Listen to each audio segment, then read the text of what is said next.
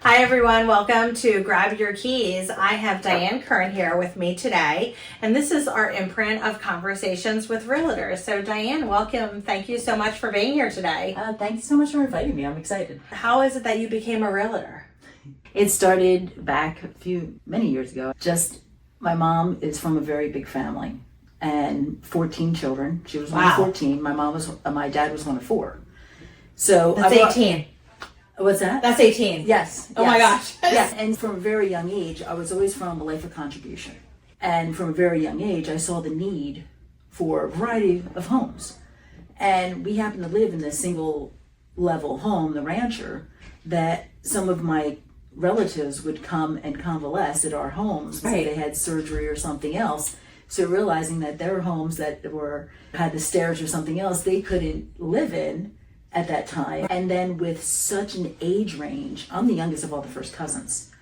The oldest first cousin was 40 years older than me. Wow. So that dynamic was very different too. And so I got to watch my aunt and uncles and their family change, and then my first cousins and getting married and having children, and then as they got older. And so I just really saw this whole change in the need for housing, and we would go visit everybody's house. It was always that, and from contribution, always wanting to help. And we were always in that way. My children were raised that way. I was raised that way. So having people convalesce at the house it's just what you did as families. You did it. And being a servant leader, having a servant heart, and you really, with the age difference, got to see the generational changes of what the needs of different people at different times for homes is. Right. And is right now.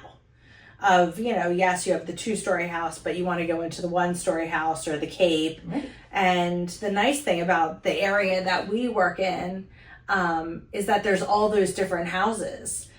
We have such a variety of houses, just like the variety of what the needs for, and you can't say that about a lot of other places in the United States. If you can't find something in Pennsylvania, you're licensed in both Pennsylvania and New Jersey. Right. So what do you feel the difference is between Pennsylvania and New Jersey in showing people houses and being licensed in those areas? It's very similar. Where we are in the Northeast, we have a lot of similarities. Mm-hmm. In Bucks and Montgomery County here, we have a lot of rural area as well. New Jersey, there is rural area as well. It is called the Garden State. Right. People don't really think of it that way. The differences are not really that different. Right. They're very similar, where there's so many of the needs that are out there, and with housing, and you're able to find something that you need for whatever stage of life you're in. So we're very lucky here in this Northeast area. Right. What do you feel the 3 keys to your success has been in the real estate business? I'm having a passion for it. Yeah. Just loving what I do. And I really think that having that passion, because it shows when I'm working with people. They know that I really care about them, and I truly care. It comes from the heart for me. And they know that. And they will say to me, wow, we never thought that would be an experience, or we had an experience with someone else that wasn't that same with you. So having that passion, but that passion is also leads to the next one about education, of knowing besides your licensing and continuing education, you have to further yourself and learn about the industry from every aspect you possibly can. I always go to the experts when I need it for a lender. This is a lender question. I'll ask the expert, because this is who is going to have the best answer than I would even have. But with educating yourself, it's also, if you have that passion, of course, want to learn more. Right. They work really hand in hand, because having the passion, you want to further your education. You are an entrepreneur of yourself. Exactly. In real estate. So you need to be the entrepreneur of marketing yourself, of educating yourself, of the lead generation for yourself. Everything is all right there. And I think that you're totally right in the key of being educated, especially with everything that we just went through with NAR. And I don't think that that's going to make a huge difference if you are already great at what you do, because you're already worth it. You've already told people. They already know the changes. It was like a 4-sentence change on the agreement of sale. So, and that just allowed you to, better yourself. and hone in your expertise. So what do you think the third one is? So passion, education. The third one would be the connections, the networking, the leads. All of that is very important because you have to build a business. And maybe people were fortunate to have a business background. Right. Mine wasn't that way. I was a teacher before. So for me, which was that challenge, is that to build that business. So the connections, but I love the connections that I have and the relationships that I have that I build with my clients. Right. My colleagues and everyone else that's involved in the process, from lenders to title to home inspectors to plumbers, electricians, structural engineers, the whole networking, septic systems. I've learned so much about things, and even my children laughed with me because they asked me, they said, where were you today? I said, I was on a septic inspection. And they said, so I'm like, yeah, actually I was standing over the hole. I'm like, yeah, I was. I really was. Right. But, so I think that's great that you were a teacher in your past life, and which is being an educator, which is also having a passion, and you've pretty much integrated that into real estate, in educating others about buying their house, having a passion, but doing all the marketing and everything. How do you think you apply your teaching background into real estate? I'm a lifelong learner, and I walk people through the steps of the process. And as being an educator, not everyone learns the same way. And I use this term that everyone has their own special sauce. We just have to learn how to work with the special sauce. And if you just approach it from that direction, I think you're not really banging your head against the wall to say, why aren't they getting this? To me, mine is, how, if they're not getting it, how can I reach them in a different way? So that's really where that has come into a huge help in the process. But I always have wanted to, as I guide them along, explain what's happening along the way too. Right. I've watched you in working with you, which I appreciate, that we have that great relationship. Yes. But I've watched you with your people. Really, we had a deal that was for a year. And Yes. you were an advocate for that. You were an advocate for that buyer who was in a bad situation. You stuck with her. You knew that you were such an advocate for getting her into that house, for her having a better life, for her building generational wealth for her family. It was really amazing to watch, and it really illustrated how you really need that realtor mortgage person dynamic to get it to the finish line. And people don't realize that not all realtors are created equal, and not all mortgage people are created equal. And until you have that dynamic of, we had to get somebody evicted, and we had to get them out of the house, and then they had put the house up for sale. I mean, it was Yes. literally a crazy situation, but we endured through it. And she was so happy to get into her house, which is why I do this, and which is why you do this, because that's like you can't express the passion of that, of giving someone the keys to their first home. Oh, it was amazing. It's an amazing feeling watching everyone get those keys. Right. It's just that amazing feeling that I helped them accomplish that dream of theirs. And in this situation, it was a very long time that it took. And for myself, I'm tenacious. I will get to the bottom of what I need to get to for my clients. Absolutely. To get what they need or they want. And in this case, I was logged into Superior Court. So Yes. I knew what was going on with each part of the case and where it was, talking with attorneys, just trying to figure out how we could move this process along for her and what could we do, because there are things with mortgage process that deadlines. Yeah. There are deadlines. And so just really trying to work together to how we could get her into this home. And she absolutely loved it. And she was just glowing the day that she got the house. Yeah, that's so special. What do you feel one challenge is that you've had, that you've learned from, that you've taken with you? I think some of the challenge right now, is some of the misinformation and confusing information in the media regarding real estate. And that's a challenge right now. Right. Because I come across that when people are asking me about real estate, and clients asking me, and potential clients, oh, I thought I could do this, or I thought I could do that. This is what this really means. So that's a challenge right now.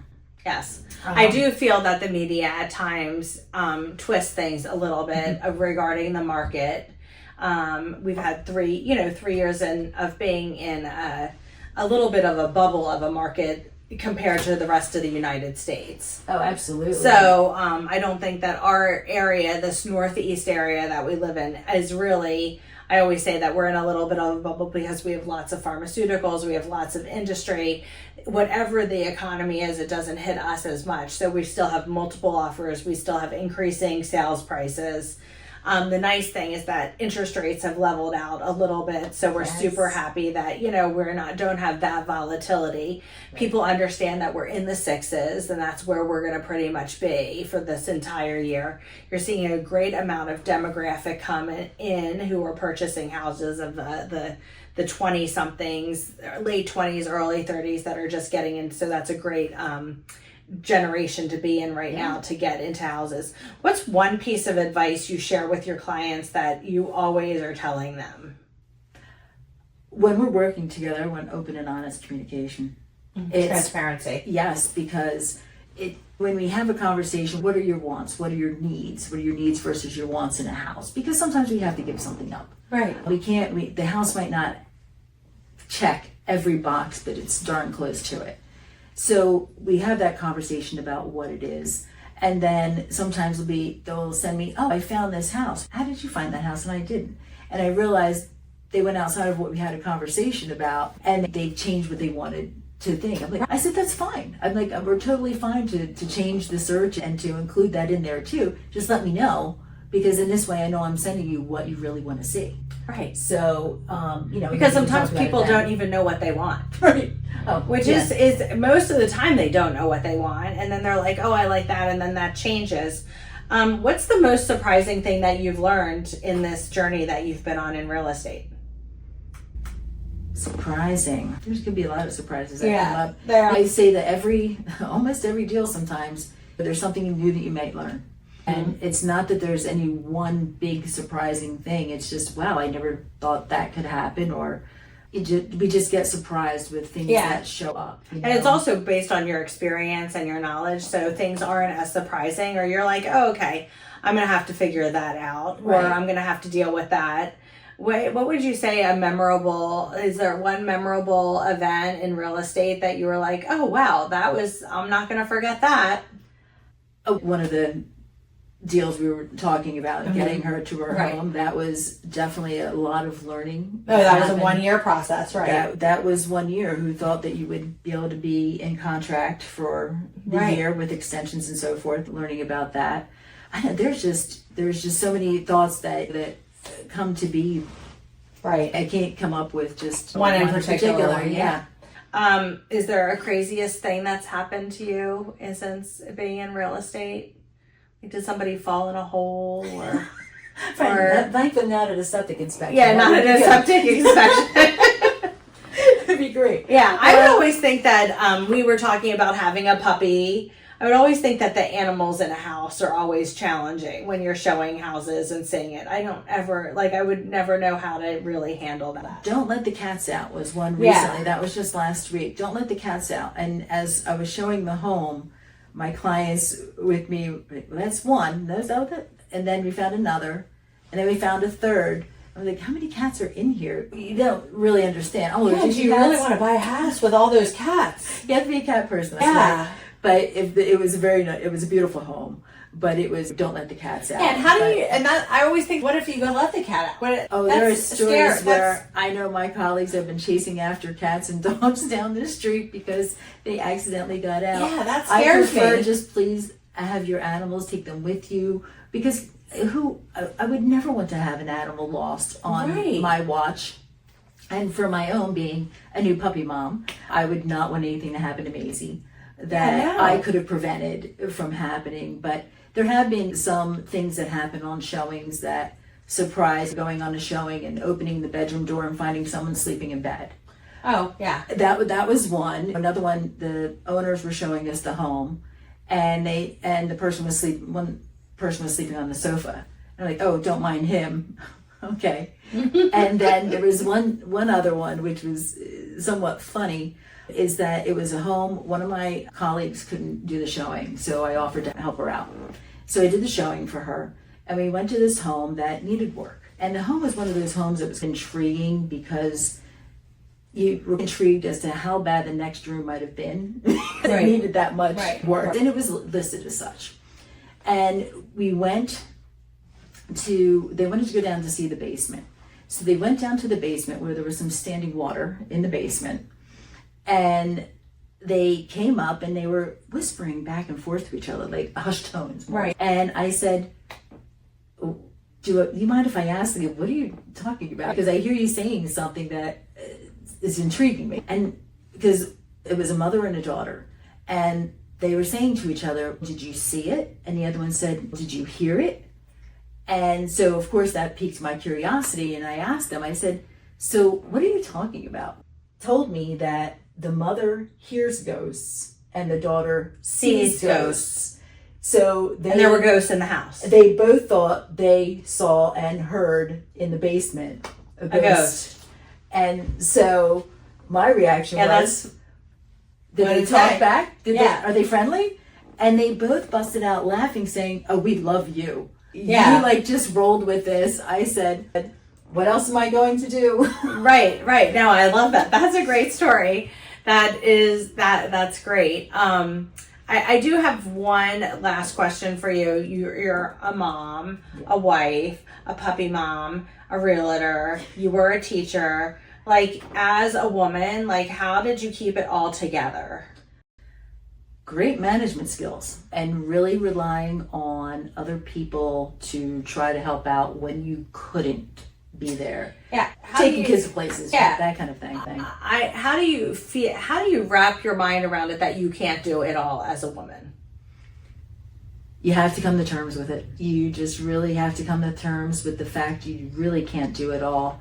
You do need help at some point. You need a village. You do. You really do. And that's what I love about having partners in the business, is that you really have that village to help support you and do so, where even with being a puppy mom, sometimes I need somebody to watch the puppy because I can't be there. I have to be out doing my business and she can't be crated all day. So it's an understanding, and I think we say with age comes wisdom, and experience also. And that's what I feel that from experience, and which is getting older too, age, that we've learned that some things really can wait to be done. If the dishes are still there, it's okay. The dishes are still going to be there. 100% but taking all the other things that really need to be, that are important, and focusing on that, it really leads to a really fulfilling and enriching life. Yeah. Well, what a perfect way to end on having a fulfilling and enriching life. And thank you so much. I agree with the keys of passion, education, and marketing yourself, and the relationship of that. So thanks for sharing your wisdom with us today. Diane, I appreciate you, and I appreciate, that we get to have our relationship and work together. So thank you so much. Thank you. I totally appreciate this, and I always enjoy working with you. So can't wait to see you next time on Grab Your Keys. So if you liked it or you want to share it, please do so. Have a great day.